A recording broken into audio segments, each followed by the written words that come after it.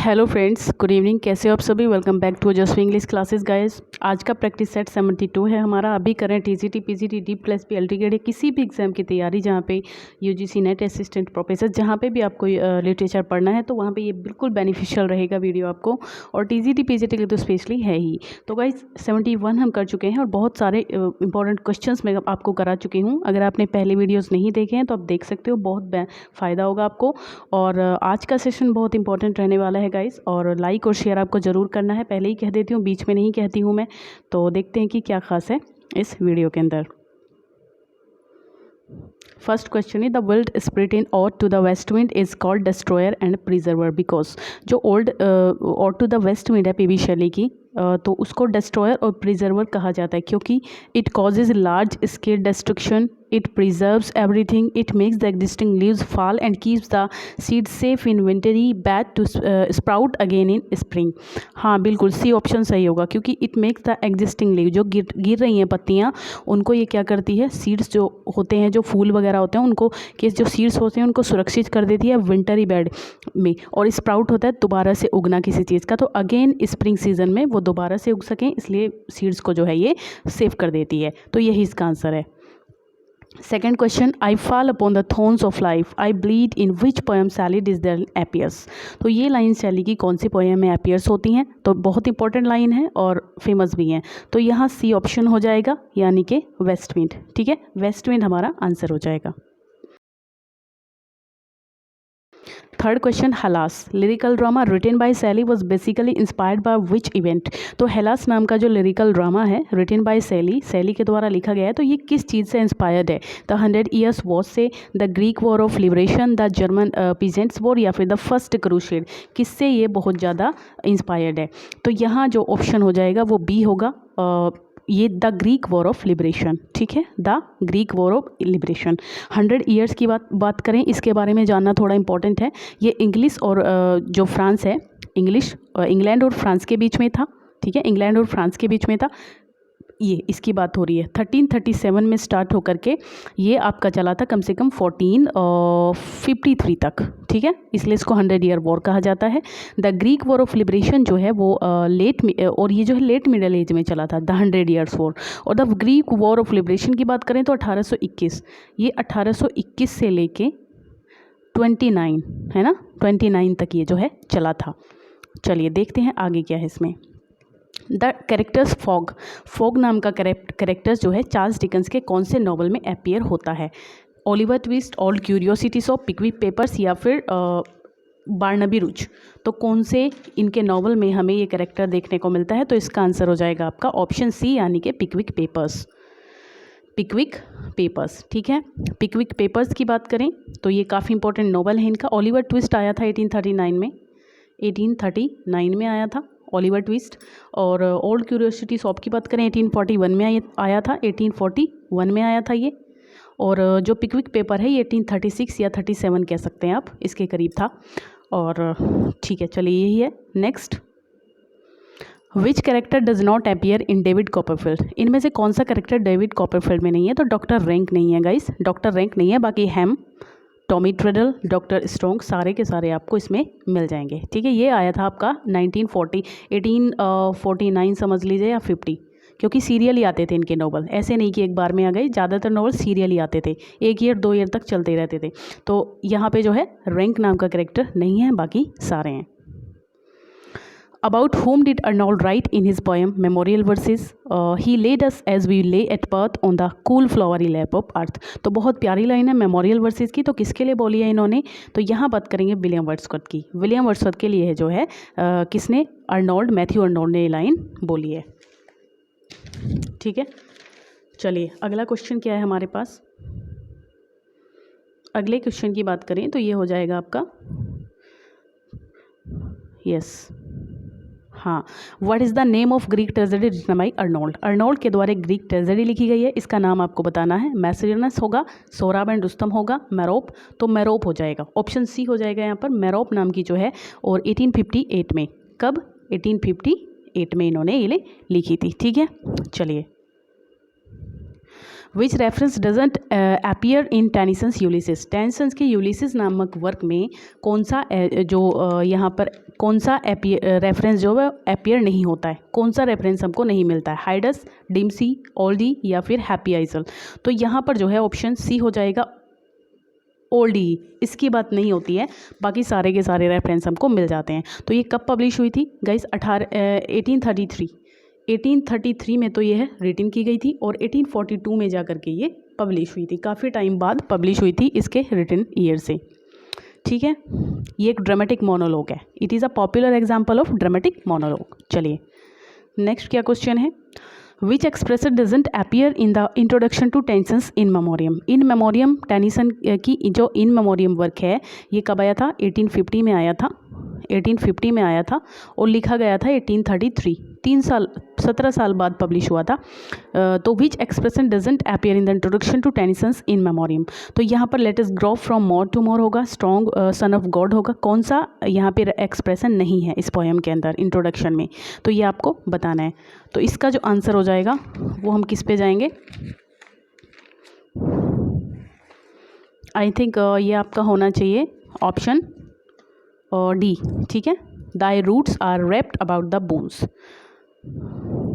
ठीक है, ये इन मेमोरियम का नहीं है। बाकी let us grow for more ये भी इन मेमोरियम से, स्ट्रॉन्ग सन ऑफ गॉड भी, और our wills are ours to make them thine. ठीक है, चलिए here is list of women abandon by their lovers in Hardy's novel. Hardy's के novel की जो कुछ वीमन्स हैं उनके जो लवर्स थे उन्होंने अबंडन कर दिया था, छोड़ दिया था उनको। तो यहाँ पे कौन सी इस लिस्ट में नहीं है शामिल है? फैनी रोबन है, बिल्कुल छोड़ दिया था, ये आपके far from the madding crowd से है। टेस ऑफ द डियोबर्विल्स, यहाँ पे भी ये टेस ऑफ द डियोबर्विल्स है, ये आपका हो जाता है, इसमें भी छोड़ दिया था। मैटी साउथ, बाथसेबा एवर्डन। बाथसेबा एवर्डन को नहीं छोड़ा था, बल्कि बाथसेबा ने ही उसको छोड़ दिया था। बाकी सारों ने जो है लवर्स ने छोड़ा था, यहाँ पे बिलवड ने छोड़ दिया था, बाथसेबा एवर्डन ने। बाद में हालांकि साथ हो गए थे ये, लेकिन पहले इसने इसको छोड़ दिया था। ठीक है, Thomas Hardy's last major novel by. Thomas Hardy का लास्ट मेजर नॉवल कौन सा था? तो मैंने आपको पहले भी ये क्वेश्चन बताया है कि ये आपका जूड द ऑब्स्कर हो जाएगा, जो 1895 में आया था। 1895 में आया था इनका ये वर्क। ठीक है, और इसकी बात करें तो इसमें आपका एक चीज़ रहती है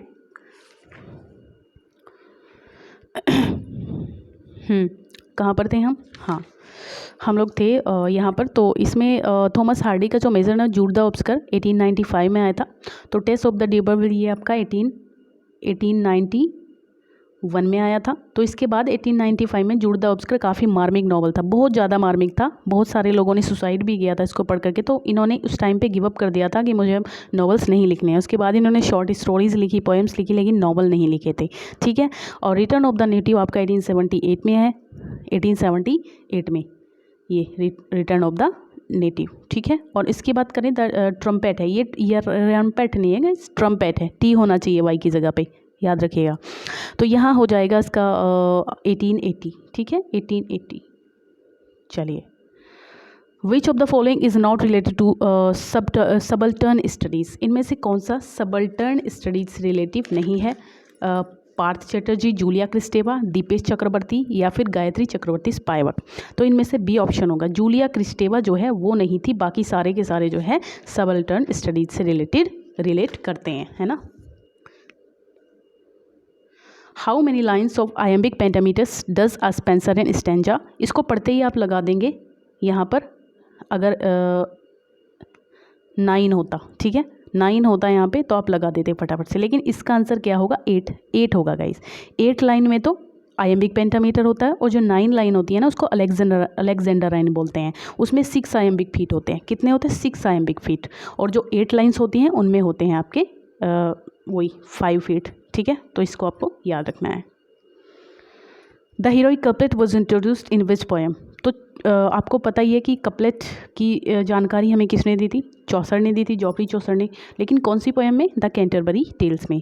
कैंटरबरी टेल्स की बात करेंगे हम यहाँ पर। और 1387 से लेके 1400 के बीच इनका टाइम स्पेन रहा। ये भी कैंटरबरी टेल्स भी इसी बीच में आई थी। तो हालांकि बाद में जॉन ड्राइडन ने 18th सेंचुरी में, 17th 18th सेंचुरी में, late 17th and early 18th century में अलेक्जेंडर पॉप और जॉन ड्राइडन ने भी हीरोइक कपलेट को काफ़ी पॉपुलर किया। लेकिन अगर बात करें कि किसने हमको इंट्रोड्यूस कराया है तो जॉफ्री चौसर ने कैंटरबरी टेल्स में। चलिए, the principal and formal type of poetry is known as, principal formal type की पोएट्री जानी जाती है एपिक। ठीक है, ये याद रखना, क्वेश्चन ऐसे आते हैं गाइज जरूर। तो ग्रुप ऑफ एलिफेंट क्या कहलाता है ये बताना है आपको। तो ग्रुप ऑफ एलिफेंट क्या कहलाता है, कौन सा इसमें यहाँ पर इसका आंसर होगा। ग्रुप ऑफ एलिफेंट की बात करें तो हर्ड कहलाता है। ठीक है, हर्ड, ऑप्शन ए हो जाएगा। कैटल तो ऐसे ही एनिमल्स का ग्रुप होता है, फ्लॉक होता है शीप। ठीक है, बंच होता है कीज वगैरह। चलिए, specific word for the loud noise, बहुत ज़्यादा लाउड नॉइज़ करते हैं जब एलिफेंट, तो उसको क्या कहते हैं आप। रोअर कहते हैं, ट्रम्पेट कहते हैं, ब्रे या फिर नी। गाइज ये होता है ट्रम्पेट। ठीक है, ट्रम्पेट कहते हैं जब एलिफेंट्स जो हैं बहुत ज़्यादा आवाज़ करते हैं। और अगर ये क्या होते हैं, मंकी करते हैं ब्रे। ओके, हॉर्स, नी जो है हॉर्स करते हैं और ब्रे जो है वो मंकी करते हैं। और रोअर, ये रियर नहीं है, रोवर है, आपको पता ही है, लॉयन करता है, लॉयन। और चलिए, the masculine form of duck, duck की मैस्कुलाइन फॉर्म क्या होती है। ऐसे क्वेश्चन आते हैं। लाइक शेयर नहीं किया अब तक तो फटाफट से कर दीजिएगा, तब आगे जाइएगा। इतना अच्छा सेशन आपको मिलता है तो लाइक शेयर तो बनता ही है। तो यहाँ पे ड्रॉन होगा, गेंडर होगा, गूज हो गया, फिर ड्रेक होगा। तो डक का होता है ड्रेक, डक का जो मैस्कुलाइन है गाइज वो ड्रेक होता है। ठीक है, ये आपको याद रखना है। अच्छा, ड्रोन क्या होता है। ड्रोन मेल होता है बीज सुना है आपने, जो ड्रोन होता है वो बी का मेल होता है। ओके, और अगर इसकी बात करें गेंडर होता है गूज। ठीक है, तो ये दोनों आपस में ही है, यहाँ पर इनको अलग से बताने की ज़रूरत नहीं है। चलिए, बोनाफाइड का मीनिंग बताइए या सिनोनिम। ऑनरेबल होता है, जेन्युइन होता है, वेल मेड होता है या फिर रिम्यूनरेटिव होता है। तो जेन्युइन होता है। बोनाफाइड क्या होता है, जेन्युइन, सिंपल, जो मतलब जेन्युइन बात होती है उसी को हम लोग कह सकते हैं बोनाफाइड। राइट, चलिए,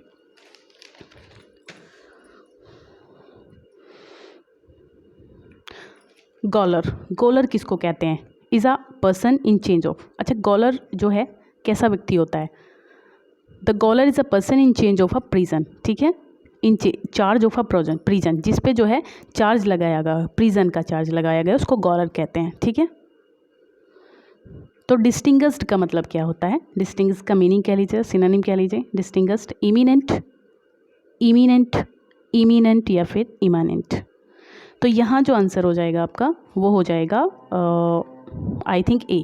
ठीक है, इसका मतलब होता है, जो ये ए है हमारा, इसका मतलब होता है वेरी सक्सेसफुल। ठीक है, ऑथोरेटिव होता है या फिर कमांडिंग ग्रेट रिस्पेक्ट, जो काफ़ी फेमस हो, पॉपुलर हो, रेस्पेक्ट हो जिसकी। ठीक है, उसी को कहते हैं हम लोग डिस्टिंग्विश्ड। और इमिनेंट का मतलब होता है क्लोज, नियर, जो बहुत एक तरीके से जो होने ही वाला है। ठीक है, होने वाला, जल्दी में ही होने वाला। हिंदी में अगर मैं इसको कहूँ, नियर कह सकते हैं, है ना, शॉर्ट एट हैंड कह सकते हैं। और ये जो इमानेंट वर्ड है इसका होता है इनहेरेंट, इंट्रोड्यूस या फिर इन्नेट, जो अभी बताया था ना, इन्नेट यानी कि जन्मजात जो चीज़ें होती हैं उनको इमानेंट कहते हैं। अच्छा, लास्ट क्वेश्चन है यूथनेसिया। इसको यूथनेसिया को क्या कहते हैं, मर्सी किलिंग को कहते हैं गाइस। जैसे कोई व्यक्ति बहुत ज़्यादा बीमार होता है और वो जीने की चाहत उसमें ख़त्म हो जाती है, तो वो इस चीज़ को मानता है। तो जो कुछ हमारे विदेशों में इस चीज़ को अलाउ कर दिया गया है, हमारे यहाँ पता नहीं अभी है या नहीं, लेकिन विदेशों में ये चीज़ अलाउ कर रखी है बहुत जगह पर, मर्सी किलिंग। अगर कोई व्यक्ति कोई बहुत बूढ़ा हो गया है और बहुत परेशान है, मरना चाहता है, तो वो डॉक्टर से कह सकता है और उसके बाद उसको जो है किया जा सकता है। ठीक है, चलिए, तो ये था हमारा आज का सेशन। नेक्स्ट वीडियो में फिर से मुलाकात होती है, तब तक के लिए बाय बाय, टेक केयर, पढ़ते रहिए गाइस।